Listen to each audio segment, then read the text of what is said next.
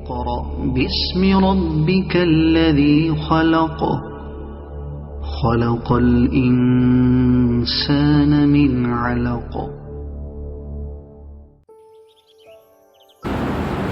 بسم الله الرحمن الرحيم الحمد لله رب العالمين والصلاة والسلام على سيد الأنبياء والمرسلين وعلى آله وصحبه أجمعين فمن تبعهم بإحسان إلى يوم الدين أما بعد فأعوذ بالله من الشيطان الرجيم بسم الله الرحمن الرحيم فأما من أوتي كتابه بيمينه فيقول هاؤم اقرءوا كتابيه إني ظننت أني ملاق حسابيه فهو في عيشة راضية في جنة عالية قطوفها دانية كلوا واشربوا هنيئا بما أسلفتم في الأيام الخالية صدق اللہ العلی العظیم۔ میرے محترم دوستو، بزرگوں، عزیز دین ایمانی بھائیوں، اللہ تعالیٰ نے سورہ حاقہ میں ایک منظر کھینچا ہے اور قیامت کے احوال بتائے ہیں۔ قیامت کیا چیز ہے، جنت کیا چیز ہے، جہنم کیا چیز ہے۔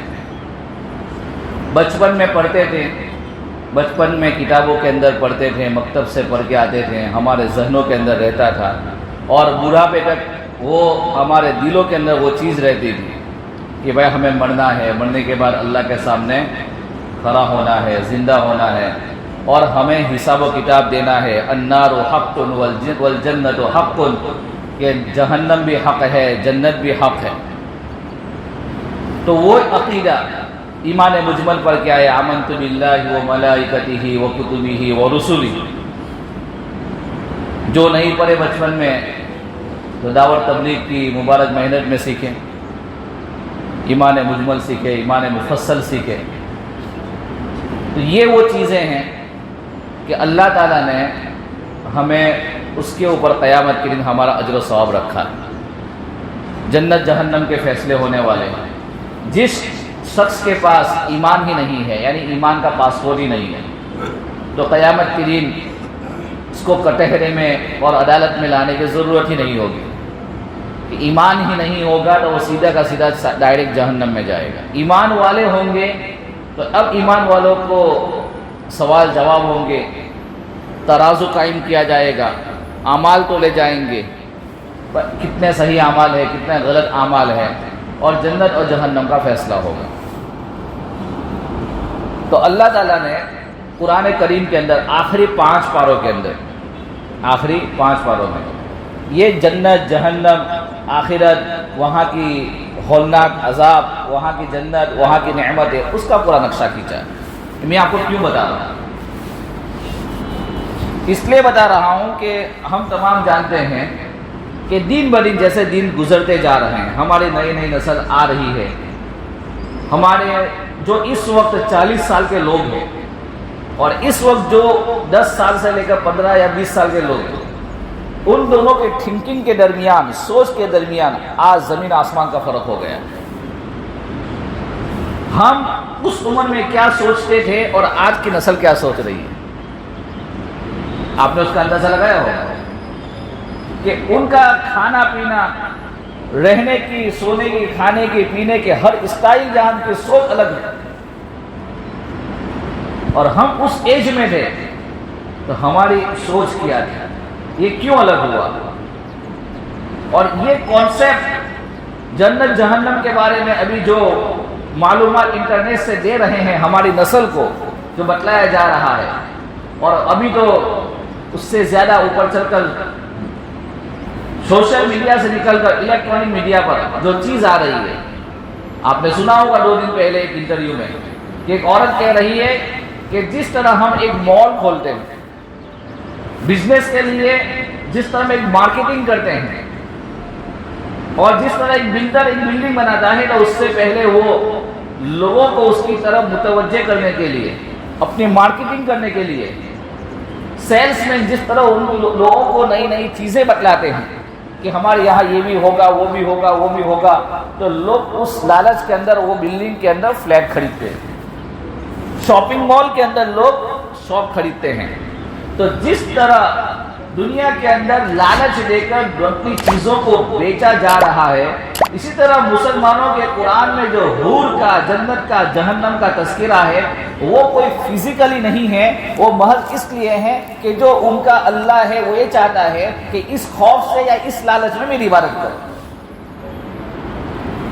یہ بڑے زور و شور کے ساتھ سوشل میڈیا سے، الیکٹرانک میڈیا پر چلایا جا رہا ہے، اور اس کو جس نہج سے سمجھایا جا رہا ہے، جن مثالیں دے کر سمجھایا جا رہا ہے، ایگزامپل سے سمجھایا جا رہا ہے، وہ ایسے ہیں کہ جنہوں نے کبھی جنت کو سنا نہیں، جہنم کو سنا نہیں، جنہوں نے کبھی اللہ کے سامنے وہ یقین کے ساتھ، جو یقین کی فیلنگ ہونی چاہیے اس کے ساتھ اللہ کی عبادت نہیں کی ہے، تو یہ ان چیزوں کے اندر آ جاتے ہیں اور وہ اس کو صحیح سمجھتے ہیں۔ بھائی بات سمجھ میں آ رہی ہے؟ تو یہ کیوں ہو رہا ہے؟ تو آنے والے دن اور اس سے زیادہ بدتر سے بدتر ہوتے جائیں گے۔ ہمارے بچوں کی زندگیوں سے آٹومیٹک یا ہماری زندگیوں سے دن نکلتا جائے گا، اور ماں باپ جو ہے اولاد کی محبت میں وہ اپنی چیزوں کو بھی قربان کرنے کو تیار ہوتے ہیں۔ جو چیز ماں باپ کو معلوم ہے کہ یہ چیز میرے اولاد کے لیے نقصان دہ ہے، لیکن چونکہ اولاد کی محبت وہ چیز ہوتی ہے کہ ماں باپ وہ چیز دینے پر راضی ہو جاتے ہیں، وہ چیز دینے پر راضی ہو جاتے ہیں۔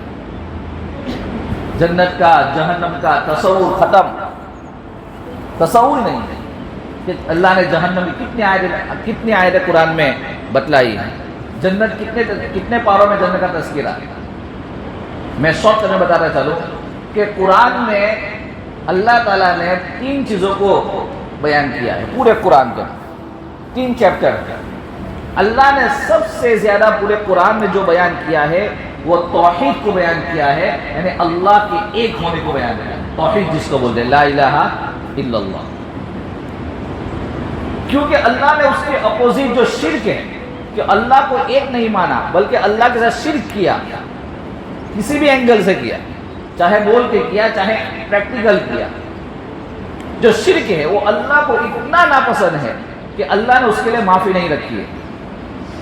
اِنَّا أَعْتَدْنَا لِلْكَافِرِينَ سَلَاسِلَ وَأَغْلَالًا وَسَعِيرًا، کہ یقیناً ہم نے کافروں کے لیے، مشرک کے لیے، شرک کرنے والوں کے لیے سلاسل، زنجیریں، ایسی زنجیر جہنم کی۔ حسن بصری فرماتے ہیں کہ فرمایا کہ انہوں نے مجاہد رحمۃ اللہ علیہ سے لکھا ہے کہ جہنم کی زنجیر اللہ قرآن میں ذکر فرما رہا ہے، اگر اس کا ایک کیوار، زنجیر جو ہوتی ہے، چین جو ہوتی ہے، اگر اس کا ایک کیوار اگر وہ پہاڑ کے اوپر ہمالیہ پہ رکھ دیا جائے، سارا پہاڑ چکنا چور ہو جائے، اللہ نے اس کو اتنا وزنی اور اللہ نے اس کو اتنا خطرناک بنایا۔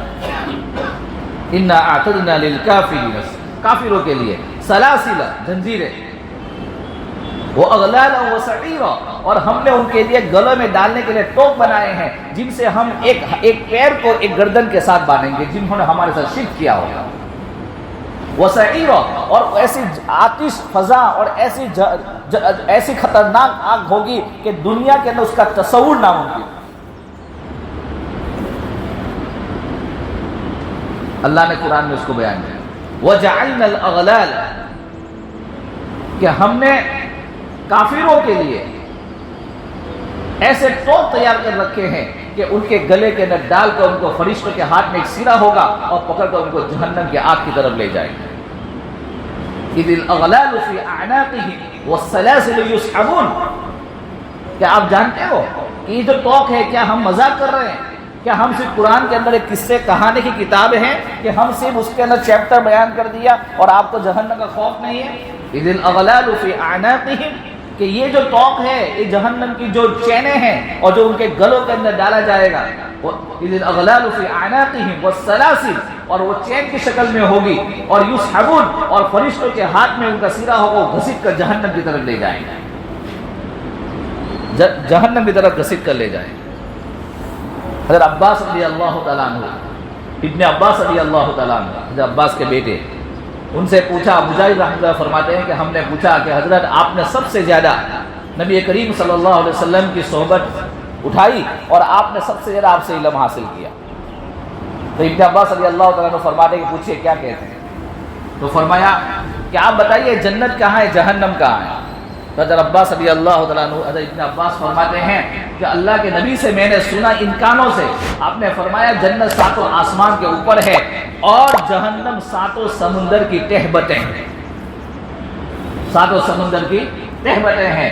آج کا آپ ریسرچ سائنس کا ناسا کا دیکھ لیجئے، جنہوں نے کہا کہ رشیا کے اندر گیس کی جب گیس کو تلاش کر رہے تھے، تلاش کرتے کرتے کرتے کئی انہوں نے زمین کے نیچے پہنچے، انہوں نے اس کو دریافت کیا کہ زمین کے نیچے آگ ہی آگ ہے، زمین کے نیچے آگ ہی آگ ہے۔ قرآن کہہ رہا ہے کہ وَإِذَا الْبِحَارُ فُجِّرَتْ وَإِذَا الْبِحَارُ سُجِّرَتْ، کہ ان آیتیں اس زمانے میں نازل ہوئی جب سائنس نہیں تھا کہ اللہ تعالیٰ سمندر کے اندر آگ لگا دے گا، اور اللہ تعالیٰ سمندر میں آگ لگا دے گا۔ اللہ کے نبی سے پوچھا گیا کہ سمندر کیا؟ فرمایا البحر هو الجہنم، اللہ کے نبی نے فرمایا یہ سمندر ہی جہنم ہے، اللہ اسی سمندر کے یہ جو پانی ہے اسی کو لاوا بنا دے گا، اسی کو آگ بنا دے گا اور وہ جہنم کے ساتھ مکس ہو جائے گا۔ پھر فرمایا کہ ساتوں آسمان، ابن عباس فرماتے ہیں کہ ساتوں آسمان اللہ اسی کو جنت بنائے گا اور ساتوں زمین اللہ اسی کو جہنم بنائے گا، ساتوں زمین اس کو جہنم بنائے گا۔ ابن عباس سے پوچھا گیا کہ جہنم کتنی ہے؟ فرمایا جہنم کتنی یہ نہیں معلوم، لیکن جہنم کے 7 دروازے معلوم ہیں۔ وَإِنَّ جَهَنَّمَ لَمَوْعِدُهُمْ أَجْمَعِينَ لَهَا 7 أَبْوَابٍ، کہ ان کافروں کا بدترین ٹھکانہ، مشرکین کا بدترین ٹھکانہ جہنم ہوگا اور جس کے 7 دروازے ہوں گے۔ پھر سوال کیا ابن عباس سے کہ جہنم کے دروازے کی وسعت کیا ہوگی، جہنم کی دروازے کی وسعت کیا ہوگی؟ آپ نے فرمایا کہ میں نے اپنے کان سے محمد مصطفیٰ صلی اللہ علیہ وسلم سے سنا ہے کہ جہنم کی دروازوں کی وسعت ایک روایت میں ہے کہ جہنمی کو اللہ اتنا بڑا جسم دے دے گا، یعنی ہم جب اللہ کے یہاں پہنچ جائیں گے ہمارے جسم اس طریقے سے 6 فٹ یا 5 فٹ کے نہیں رہیں گے، ہمارے جسم کی ہیئت، ہماری باڈی، ہماری ہائٹ سب کچھ بدلنے والا ہے۔ فرمایا کہ جس طرح ایک کان کے لو سے ایک ناک کے درمیان کا جتنا فاصلہ جہنمی کی باڈی کے ہوگا اتنا جہنم کے ایک دروازے کا فاصلہ ہوگا۔ پھر فرمایا کہ اس کی آسان مثال یہ ہے کہ زمین سے لے کر آسمان تک کے درمیان کی وسعت سے ایک جہنم کی ہو، جہنم کے دروازے کی، جس کے اندر فرمایا اس میں کیا ہوگا؟ فرمایا اس کے خون اور پیٹ کے علاوہ کچھ نہیں ہوگا۔ فرمایا کہ یہ کس کے لیے ہوگا؟ فرمایا یہ صرف ان لوگ کے لیے ہوگا جو اللہ کے ساتھ کسی کو شریک ٹھہراتے ہیں، مشرکین بھی۔ اس لیے قرآن کے اندر سب سے بڑا چیپٹر توحید کا ہے کہ اللہ کو سب سے زیادہ نفرت شرک سے، اللہ کو سب سے زیادہ نفرت شرک سے۔ لا تشرک بہ شیئا، لا تشرک بہ شیئا، یہاں شیئا عربی گرامر کے اعتبار سے 2 تنوین آئی ہے۔ یہاں فرمایا کہ اللہ لا تشرک بہ، اللہ کے ساتھ ذرہ برابر شرک نہ کرو، اللہ کے ساتھ ذرہ برابر شرک نہ کرو۔ امام غزالی رحمۃ اللہ فرماتے ہیں کہ جس طرح ایمان والوں کو یہ کہا گیا ہے کہ رائے کے دانے کے برابر، رائے کا دانہ سب جانتے ہیں کہ رائے کے دانے کے برابر ایمان لے آئیں گے اللہ بہت بڑی جنت دے گا، تو اگر رائے کے دانے کے برابر اگر شرک لے کر آئیں گے اللہ معاف نہیں فرمائے گا۔ لا تشرکوا بہ شیئا وبالوالدین احسانا۔ تو میرے دوست بزرگوں، یہ جو چیپٹر ہے قرآن کے اندر سب سے زیادہ اللہ نے توحید کو اور اخیر کے 4 پاروں میں سب سے زیادہ اللہ نے جنت اور جہنم کو بیان کیا ہے۔ کیوں ڈرایا ہے؟ کیا ڈرایا؟ اس لیے کہ اللہ کی عبادت کر، نہیں، اللہ نے ایک دنیا کو تبارک الذی بیدہ الملک وہو علی کل شیء قدیر الذی خلق الموت والحیات لیبلوکم ایکم احسن عملا، ہم نے جو زندگی اور موت دی ہے، ہم جو کسی کو پیدا کر رہے ہیں، کسی کو موت دے رہے ہیں، یہ جو سلسلہ چل رہا ہے وہ کیوں چل رہا ہے؟ ایکم احسن عملا، ہم آزما رہے ہیں تم میں سے کون اچھی زندگی گزار کر آتا ہے، کیسے عمل کر کے آتا ہے۔ یہ تو امتحان ہے، ہمارا ایگزام چل رہا ہے، ایگزام ہال ہے۔ یہاں صرف ہم تمام کے تمام، پہلے ایک انسان، ہر انسان جو ہے 9-10 سال کا نوجوان، 20 سال کا نوجوان، ہم کتابوں میں پڑھتے ہیں کہ اگر ان کے سامنے آخرت کی بات آتی تھی تو وہ چونک کے، ان کو رات بھر نیند نہیں آتی تھی اور وہ روتے تھے۔ حسن بصری رحمۃ اللہ فرماتے ہیں کہ مجھے بچپن کی اپنی زندگی یاد ہے۔ حسن بصری فرماتے ہیں کہ مجھے اپنی جوانی یاد ہے، میں جوانی کے عالم میں ایک مرتبہ ایک جگہ پہ کھڑا تھا، کسی کو نصیحت کر رہا تھا، اور میں نصیحت یہ کر رہا تھا کہ اللہ سے مانگو، اللہ کا در اس وقت کھلا ہوا ہے، دعاؤں سے اللہ کے دروازے کھلتے ہیں۔ میں نے جملہ یہ کہا۔ حسن بصری کیا فرماتے ہیں کہ میں نے کسی کو نصیحت کی اور یوں کہا کہ دعا سے اللہ کے گھر کے دروازے کھلتے ہیں. وہاں ایک عورت بوڑھی بیٹھی ہوئی تھی, اس نے کہا حسن کیا اللہ کے دروازے کبھی بند بھی ہوتے ہیں؟ اللہ کے گھر کے دروازے کبھی بند بھی ہوتے ہیں؟ اللہ کے گھر کے دروازے ہمیشہ اوپن رہتے ہیں. فرمایا کہ یہ بات سننا تھی, میں گشی کھا کر گر گیا.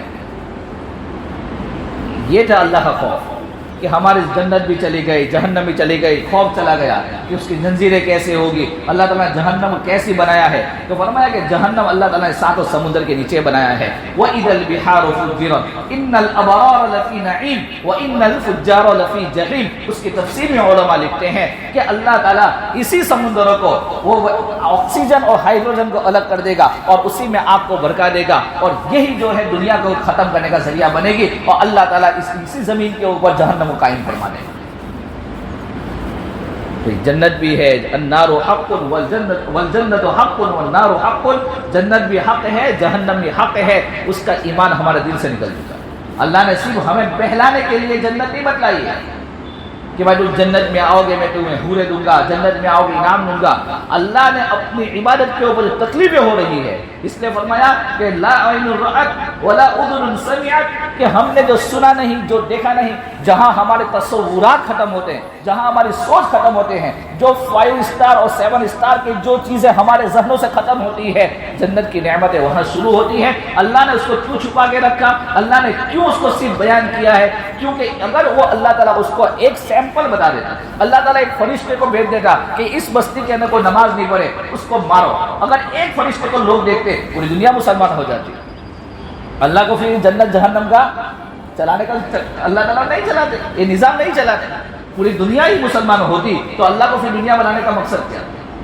دنیا صرف امتحان کے لیے, ایگزام کے لیے ہے کہ ہم نے آپ کے لیے سزا بھی تیار کر رکھی ہے اور آپ کے لیے انعام بھی تیار کر رکھا ہے. اور جنت تو ہم نے بارہا سنا کہ اللہ نے اس کی نعمتیں کیسے بنائی, کہ صرف آخری جنتی کا ہم بات کریں, آخری جنتی کہ جو آخری جنتی جنت میں اپنی سزا بھگت کر نکلے گا. امام ابن قیم رحمۃ اللہ نے اپنی کتاب اللؤلؤ والمرجان کے اندر اس کو ذکر فرمایا ہے کہ جو جنتی آخری جنتی ہوگا, جو جنت میں جو جہنم میں اپنی سزا بھگت کر آئے گا, اس کا لمحہ واقعہ نقل کیا ہے, میں واقعے کو حذف کرتا ہوں. اللہ تعالیٰ اس کو جنت میں جب بھیجیں گے, جنت میں جانے کے بعد جب اس کی نعمتیں اس کو بتائی جائے گی, جب نعمتیں اس کو بتائی جائے گی, امام ابن قیم فرماتے ہیں کہ آخرت کا ایک دن دنیا کے 50,000 دن کے برابر ہے. ہم سب کو یقین ہے, ارے ہے کہ نہیں بھائی, کہ آخرت کا ایک دن دنیا کے 50,000 دن کے برابر ہے. فرمایا کہ وہاں کے آخرت کے 70 ایئرس, وہاں کے 70 سال کی زندگی وہ اپنی نعمتوں پر چلنا شروع کرے گا, پھر بھی وہ آخری جنتی جو آیا ہے اس کی نعمتیں ختم نہیں ہو رہی, کہ اللہ اس کو اتنا نوازا. اور صحیح حدیث میں ہے, مسلم شریف کی روایت ہے کہ وہ جنتی اللہ سے کہے گا کہ اللہ کیا یہ میرے لیے ہے, یا اللہ میرے لیے ہیں؟ اللہ کہے گا جی یہ تیرے لیے ہیں. وہ 2 بار سوال کرے گا, وہ کہے گا کہ اللہ کہے گا ہاں یہ تیرے لیے ہی ہے. یہ آخری زندگی کا احوال کہ حالت یہ ہوگی. فرمایا ابن قیم فرماتے ہیں کہ وہ اپنے گھر میں جائے گا, اپنے صوفے پر بیٹھے گا, خادمین اس کے ساتھ جو خدام ہوں گے وہ کھڑے ہوں گے, اور وہ صرف جنت کی نعمتوں میں ایسا مگن ہوگا دیکھنے میں کہ اس کے کئی سالوں کی زندگی, انہوں نے تقریباً 70 ایئرس لکھا ہے کہ اس کی زندگی گزر جائے گی, وہی خدام وہیں کھڑے رہیں گے اس کو, اور وہ نعمتوں میں دیکھنے میں اتنا مشغول ہوگا کہ اس کو محسوس تک نہیں ہوگا کہ یہاں لوگ کھڑے,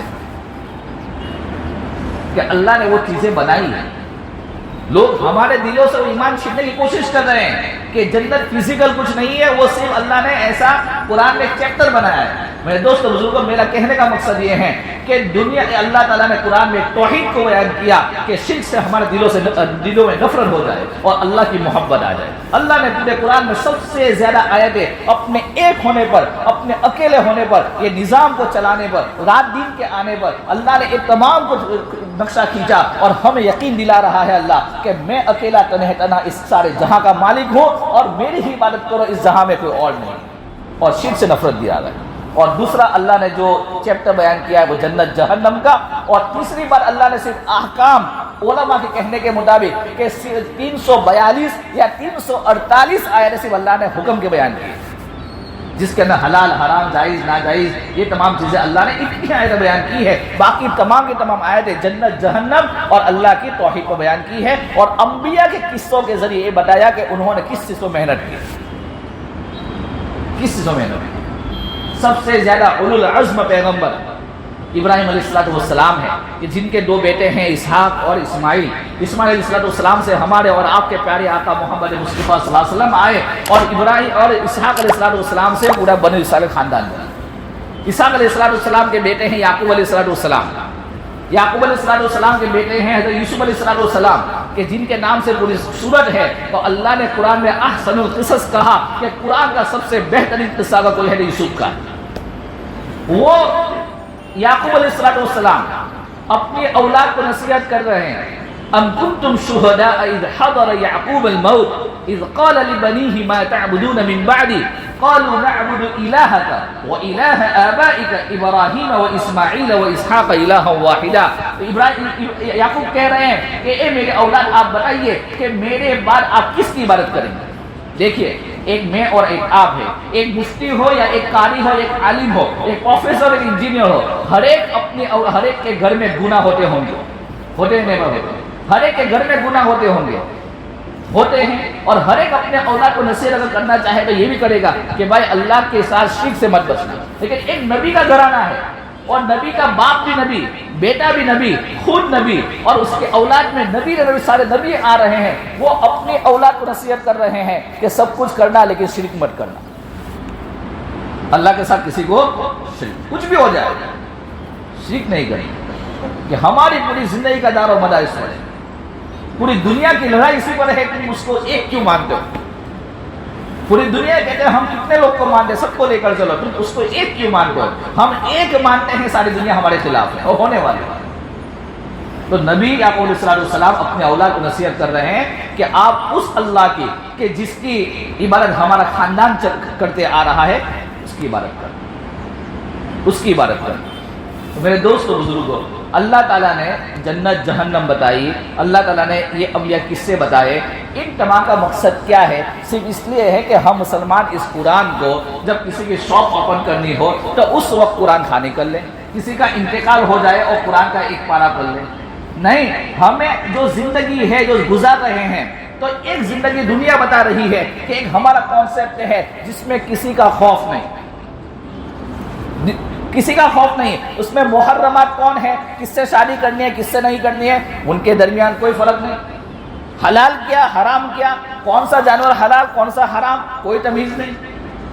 ایک دنیا کا کانسیپٹ جو اپنے اوپر چل رہا ہے کہ ایک دم فریڈم لائف، ماں کون بیٹی کون کوئی معلوم نہیں، کوئی فرق نہیں ہے، سب کے ساتھ غلط ہو رہا ہے۔ ایک اسلام یہ ہے فرق سمجھا رہا ہے کہ تمہارا محرم کون ہے، محرمات کون ہے، کس سے پردہ کرنا ہے، کس سے آپ کو پردہ نہیں کرنا ہے، کہ کون سا پردہ کرنا ہے، کتنا پردہ کرنا ہے، ہر ایک کی حدیں اسلام نے متعین کی، ہر ایک کی حد متعین کی، کیا پینا ہے کیا نہیں پینا ہے، کیا کھانا ہے کیا نہیں کھانا ہے، اسلام نے ایک دائرہ بنایا ہے، کون سے جانوروں کا گوشت کھانا ہے کون سا نہیں کھانا ہے، اسلام نے ایک دائرہ بنایا ہے۔ کیوں؟ یہ جو سسٹم دی ہے اوپر والے نے دی، ہمارے اللہ نے ہمیں دی ہے، اور وہ سسٹم کے اندر اللہ نے برکتیں رکھی ہے، وہ سسٹم کے اوپر جو چلے گا اللہ نے اس کی زندگی دنیا میں بھی بہترین بنانی ہے، آخرت میں بہتر بنانا ہے۔ لیکن میرے دوستو بزرگ، یہ سسٹم لوگوں سے ہضم نہیں ہو رہی۔ سود والا اسلام کہتا ہے سود نہیں، سود غریبوں کا غلط گود دیتا ہے، انٹرسٹ مت لو نہ انٹرسٹ دو، اسلام منع کرتا ہے۔ اسلامی بینکنگ دنیا میں آئے گی تو ان مافیاؤں کے دروازے بند ہو جائیں گے، اسلامی بینکنگ کو نہیں لانا ہے، ہماری بینکنگ چلے گی، یہودی بینکنگ چلے گی، کیونکہ اس کے اندر غریبوں کا گلا گود کے جو بڑے بڑے مالدار بڑے بڑے مافیا ہیں وہ دنیا کے اوپر جو ہے اپنی حکومت چلائیں گے اور غریب پیس کے مرے گا۔ اگر اسلامی نظام آ گیا، اسلامی بینکنگ آ گئی تو یہاں غریب بھی خوش رہے گا، مالدار بھی خوش رہے گا۔ نہیں کرنا ہے، کیونکہ اسلام ان کی آنکھوں میں ہے کہ اسلام وہ ہے جو انصاف کرتا ہے، اسلام وہ ہے سب کو ایک بہترین زندگی دیتا ہے، تو ان کی نگاہوں میں اسلام نہیں چاہیے۔ ان کو جس طرح دنیا کی ہر عورت ان کے مسٹر میں چاہیے، ان کو گھر کی بھی ہر عورت چاہیے، تو اسلام منع کرتا ہے، اسلام کہتا ہے یہ نہیں ہوگا۔ تو میرے دوست کہنے کا مقصد یہ ہے کہ ہمیں تو اللہ نے کتاب دی ہے جو دی ہے، آج پوری دنیا اس ایک کتاب کے پیچھے پڑی ہے، پوری دنیا بینکنگ کے اندر آؤ تو اسلامی بینکنگ کے خلاف پڑی ہے. وہ دنیا کا سب سے بڑے مفتی صاحب مفتی تقی عثمانی جو اسلام میزان بینک پوری دنیا میں چلا رہے ہیں, ان کا کارٹون اس آدمی کا کیا قصور, بینک چلا رہے ہیں, اور اس آدمی کی تصویر امریکن میگزین میں ڈال دی کہ دنیا کا سب سے خطرناک انسان یہ ہے. کیوں خطرناک ہے؟ اس لیے کہ پوری دنیا کے عقل مند لوگ وہ میزان بینک کے اندر انویسٹ کر رہے ہیں, یورپ سے لے کر آسلو تک. کیوں انویسٹ کر رہے ہیں؟ کہ یہاں غریب کا بھی فائدہ ہے, مالدار کا بھی فائدہ ہے, اور ان کی بینک کے اندر صرف مافیاؤں کا فائدہ ہے جہاں ان کی حکومت ختم ہو رہی ہے. ایک گہرا ٹاپک ہے, ایک لمبا ٹاپک ہے. تو میں آپ کو جو آج کا مقصد یہ کہنے کا مقصد یہ ہے کہ میرے دوستو بزرگوں, قرآن جو کتاب ہے آج جس سے دور کرنے کی کوشش کی جا رہی ہے, وہ دور کرنے کے ان کے بہت سارے مقاصد ہیں, اور انبیاء نے جو اپنے اولاد کو نصیحت کی وہ سب سے بڑی کہ شرک سے بچنا ہے. اور آج ہمیں بھی جو ہے سب سے بڑا کام اس وقت یہ ہے کہ اپنے اولاد کو شرک سے بچانا ہے. ابھی آپ نے سنا کہ جو سیلیبس تبدیل ہو رہے ہیں, اسکولوں کے سیلیبس تبدیل ہو رہے ہیں. آپ نیوز پر دیکھ لیجئے, ہمارے گجرات کے اندر 7ویں اور 8ویں جماعت کے اندر گیتا اور رامائن وہ پڑھنے کو لازم کر دیا گیا گجرات گورنمنٹ. آپ انٹرنیٹ پر دیکھ لیجئے, آپ گوگل پہ سرچ کر لیجئے, گجراتی اخبار دیکھ لیجئے, 7ویں اور 8ویں جماعت کے بچے کو گیتا اور رامائن پڑھنا پڑے گا. یعنی آنے والے دنوں کے اندر غیر محسوس طریقے سے, کیونکہ ہم تمام کو اسکول پیاری ہے, ہم تمام کو نالج دینا ہے, ہم تمام کو نالج چاہے کیسا بھی ہو ہم کو بھیجنا ہی بھیجنا ہے.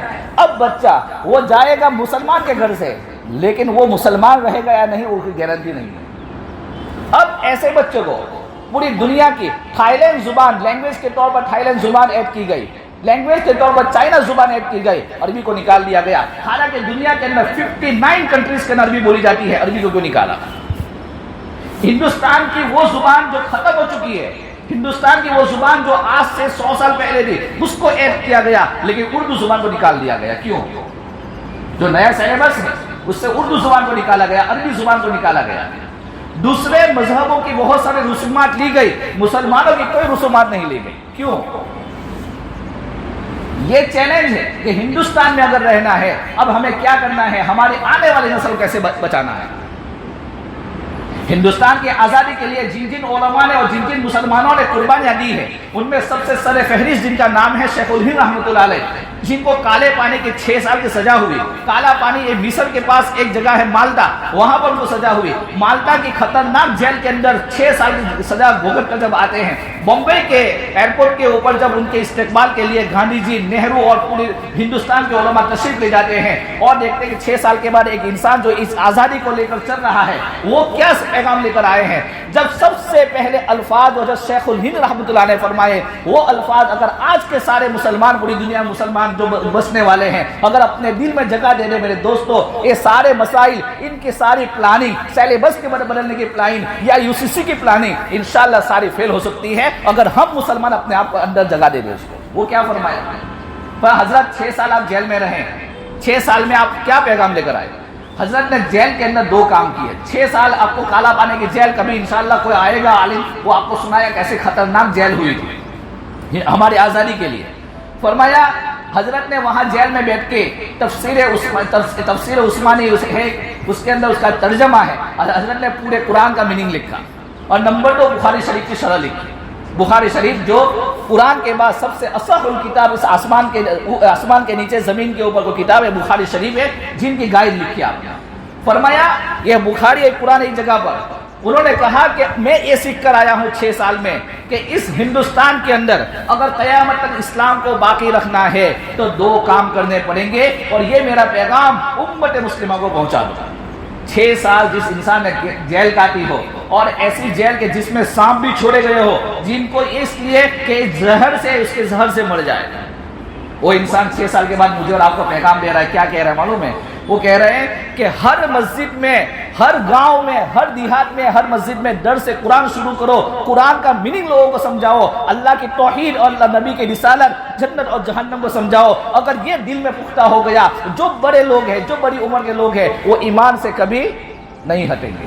اور دوسرا فرمایا کہ ہر دیہات, ہر مسجد میں مکتب شروع کر دو.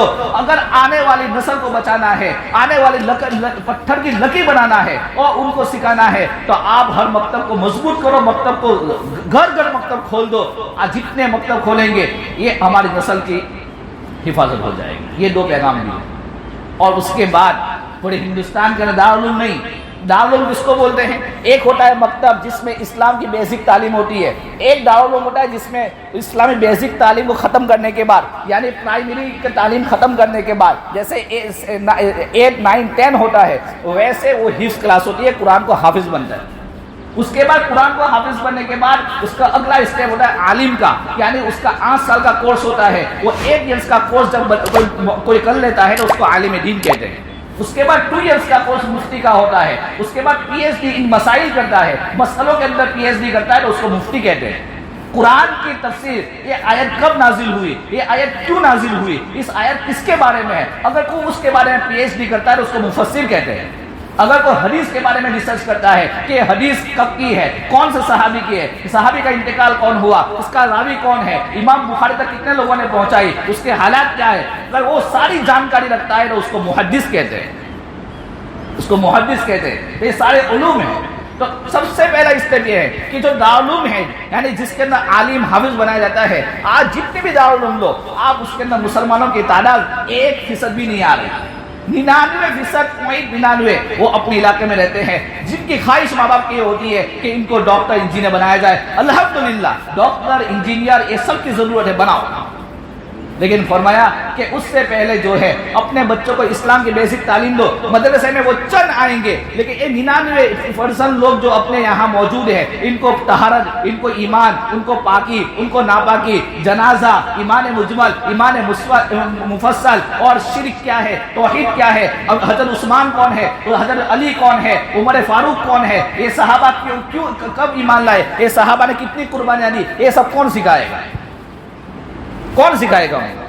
جب ان بچوں کو معلوم نہیں ہوگا، ڈاکٹر مسلمان ہے، ڈاکٹر محمد نام ہے، سن لو، لیکن اس کو یہ معلوم نہیں ہے کہ محمد صلی اللہ علیہ وسلم کی کتنی بیٹیاں ہیں، محمد صلی اللہ علیہ وسلم خاندان کیا ہے، انہوں نے کیا قربانی دی ہے، انہوں نے اپنے آخری الفاظ قبر کے وقت کیا کہے تھے، اگر ان کے دل میں اس کی فیلنگ نہیں ہے، وہ مسلمان امت کے لیے کیسے، وہ ڈاکٹر کیسے فائدہ مند ہو سکتا ہے، وہ انجینئر کیسے فائدہ مند ہو سکتا ہے؟ وہ بچپن میں اس نے حلال نہیں پڑھا، بچپن میں اس نے حرام نہیں پڑھا، بچپن کے پڑھا ہوا قرآن اس کے دل میں نسخ نہیں ہوا، بتائے کہ اس کو وہ کیسے وہ تمیز کر سکتا ہے کہ انٹرسٹ ہے کہ نہیں ہے؟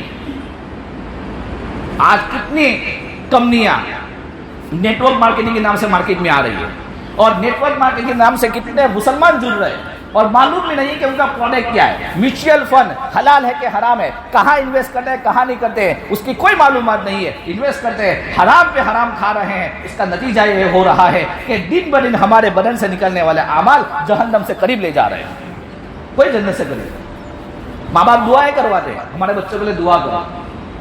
مولانا ذوالفقار نقشبندی مدثر اللہ فرماتے ہیں کہ امریکہ واشنگٹن یونیورسٹی میں میں تھا، وہاں ایک انسان آیا، کہا میرا بچہ میڈیکل سائنس میں ہے، ڈاکٹر بننے میں 1 سال باقی ہے، لیکن ہماری چاہت یہ کہ بچہ حافظ قرآن بنے، بعد میں ڈاکٹر بنے، بہت ذہین بچہ۔ جب حافظ بننے کے لیے آیا تو ہم نے یہ سوچا کہ شاید 1 سال میں حافظ بن جائے گا، ذہین بچہ ہے، میڈیکل سائنس کا بچہ ہے، اتنا ذہین بچہ، لیکن اس کو قرآن ہی یاد نہیں ہو رہا ہے، یاد کر رہا ہے بھول رہا ہے، یاد کر رہا ہے بھول رہا ہے۔ ماں باپ سے شکایت کی، ماں باپ نے دوسرے شکایت کی، بہت سارے علاج کیے، یہ کیا وہ کیا۔ جب وہ میرے پاس آئے 2-3 مہینے کے بعد تو میں نے کہا کہ بچہ کہاں کھاتا ہے؟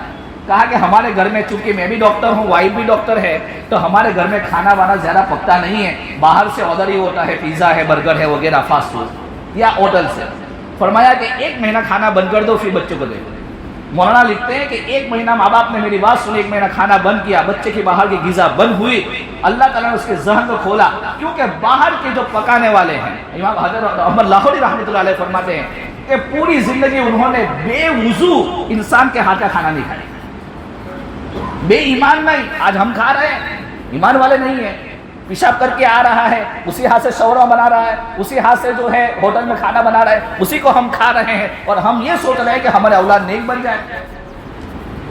نہ اس کو ایمان والا، آج ایمان والے کو معلوم نہیں پاکی کیا ہے ناپاکی کیا ہے، غیر مسلم کو کیا معلوم پاکی کیا ہے ناپاکی کیا ہے، اور وہ کھا رہے ہیں۔ تو مولانا احمد لاہوری آپ نے سنا ہوگا، ایک زبردست ہندوستان کے بزرگ، ایک سکھ تھے، سکھ سے مسلمان ہوئے تھے، پوری زندگی بے وضو انسان کا ہاتھ کا کھانا نہیں کھایا، با وضو کا انسان کا ہاتھ کا کھانا، یہ تھے ہمارے۔ تب جا کے میرے دوست بزرگوں یہ دین ایسے لوگوں کی محنتوں سے ہم تک پہنچا ہے۔ تو اس لیے میرے دوست بزرگوں اس زمانے میں یہ سیلیبس بدل رہے ہیں، یہ قانون پہ قانون لا رہے ہیں. ہمارے پاس ان سے فائٹ کرنے کا کوئی طریقہ نہیں ہے کہ ہم جو ہے احتجاج کریں اور ہم نکلے نہیں ہم قانون نافذ نہیں ہونے دیں گے یا یہ کہ ہم سیلیبس بدلنے نہیں دیں گے. ہم سے ایسا کچھ نہیں ہونے والا ہے.